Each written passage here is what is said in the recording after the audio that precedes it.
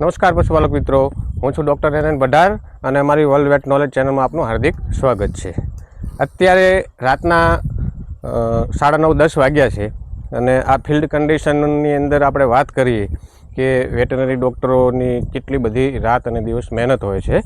હવે આજે હું એક એવા કેસ વિશે વાત કરવા જઈ રહ્યો છું કે આ જે ભેંસ અમારી આગળ અમે જે રિકમેન્ડ પોઝિશનમાં એને ઊંઘાડી છે, એ ભેંસની અંદર છેલ્લા 5 દિવસથી એનું બચ્ચું મરી ગયેલું છે અને ભેંસને વિયાવાની અંદર 10 દિવસ જેવું ખૂટતું હતું. હવે 5-7 દિવસથી જે પણ આની ટ્રીટમેન્ટ નહીં કરતા હતા એ એને સર્વિસ ખોલવાનો બહુ ટ્રાય કર્યો.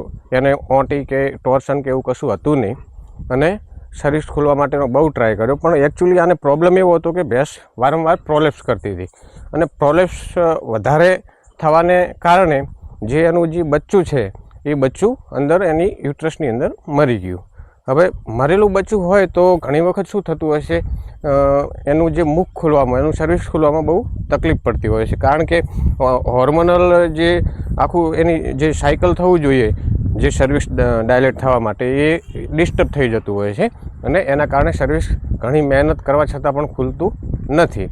હવે આટલી બધી મહેનત કરવા છતાં એનું સર્વિસ ના ખુલ્યું, બચ્ચું અંદર મરી અને ફૂલી ગયું છે. હવે આ કન્ડિશનની અંદર છેલ્લો એક જ રસ્તો હોય છે કે એને આપણે સિઝેરિયન સેક્શન કરવું.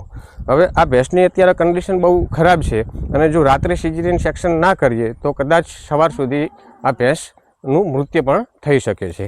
એટલે અમે અત્યારે 9:30-10 વાગે એક મિની થિયેટર ફાર્મ ઉપર બનાવી આ બાજુ ફોક્સ લગાવ્યો, બરાબર, અને આ બાજુ અમારું મિની થિયેટર છે, આ અમારી આખી ટીમ છે.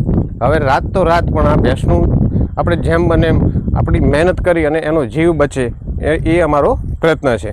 તો આવા જે કેસો હોય, લોંગ ટાઈમ સર્વિસ ના ખુલવું અને અંદર બચ્ચું મરી જવું, અને એવી સ્થિતિમાં જો થોડું પણ સર્વિસ ખુલ્લું હોય ને તમે ત્યાંથી બચ્ચું ખેંચવાનો ટ્રાય કરો તો એનું ગર્ભાશય આખું ફાટી જતું હોય છે અને ફાટી ગયા પછી અંદર એનું બ્લીડિંગ ચાલુ થતું હોય અને બહાર ભી નીકળતું હોય, એના એબડોમેનની અંદર બી બ્લીડિંગ જતું હોય અને આવા કેસોની અંદર તરત ને તરત બ્લડ લોસ થવાના કારણે ભેંસ કે ગાય કે જે પણ હોય પશુ આપણું મૃત્યુ પામતું હોય છે. તો વગર સર્વિસ ખુલ્લા ક્યારે બચ્ચું ખેંચવું નહીં. હવે આ સ્થિતિમાં 4 ઓગળ સર્વિસ ખુલ્લું છે અને છેલ્લા 4-5 દિવસથી પાર્ટીની હિસ્ટ્રી પ્રમાણે 4-5 દિવસથી એની સ્થિતિ છે. અત્યારે બચ્ચું ફૂલવા લાગ્યું છે, એનો જે ગર્ભાશયનો જે બધો જે બગાડ છે એ બહુ દુર્ગંધ મારે છે. હવે આવી સિચ્યુએશનની અંદર આ એક ઇમરજન્સી રાત્રે ઓપરેશન લેવાનું કારણ જ એ હતું કે આ ભેંસની જેમ આપણે મહેનત કરીને એને બચાવવાનો આપણે ટ્રાય કરવાનો છે. એટલા માટે મેં આ ફિલ્ડ કન્ડિશનની અંદર રાત્રે ફોક્સ ગોઠવી અને અમારું ઓપરેશન થિયેટર તૈયાર કરી અને અમારી ટીમ છે, સતીશભાઈ છે, વિપુલભાઈ છે, મોન્ટુભાઈ છે, આ બધા લોકોની સાથ સહકારથી આપણે અત્યારે એનું સિઝેરિયન સેક્શન કરવા જઈ રહ્યા છીએ.